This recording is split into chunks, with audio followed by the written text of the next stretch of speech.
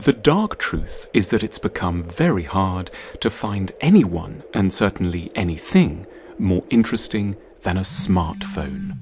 We love our phones and would never want to give them up, but we're all probably also gently aware that these delightful gadgets bear a hidden cost.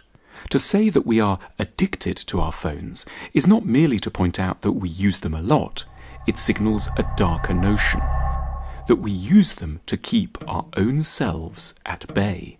Because of our phones, we may find ourselves incapable of sitting alone in a room with our own thoughts floating freely in our heads, daring to wander into the past and the future, allowing ourselves to feel pain, desire, regret and excitement.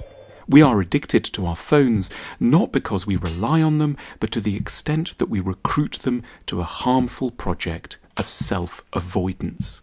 They don't mean to hurt us, but we may and probably do use them to injure ourselves. Addiction sounds horrible, but it's a hard name for a normal inclination, a habit of running away from the joys and terrors of self-knowledge. We can look up so much on our phones. We can, if we're inclined, check up the population of Lima, 8.73 million, who won the ladies' final at Wimbledon in 1997. Martina Hingis, the definition of tautology, saying the same thing twice, though in different ways. Or perhaps the author of that fascinating quote, "What you survive makes you stronger," Nietzsche. Yet this constant resource has an unwitting, unfortunate side effect. We consult our phones rather than ourselves. It's not that we actually know so many obscure facts, it's that we already possess, in scattered, unpolished forms, the raw material from which a huge number of the very best insights and ideas could be formed, if only we gave them enough time and attention. Almost since the beginning of time, we have prized the opportunity to get away from reminders of humanity and to immerse ourselves in nature. We've wanted to gaze on the grey indifference of the ocean or the bright, incalculable immensity of the starry sky. But our phones are the enemies of such experiences. They keep intruding our small selves into the picture. We might be on the edge of the Grand Canyon. They are beeping in our back pockets.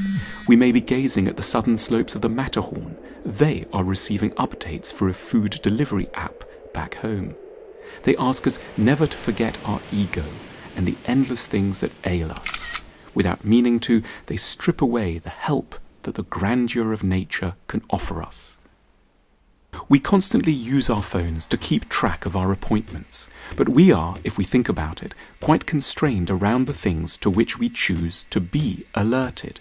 There's the automated reminder of the session with a dentist, the alert to jog our memories that it's our parents' anniversary, or the text message to let us know we're due to play a tennis match on Sunday afternoon.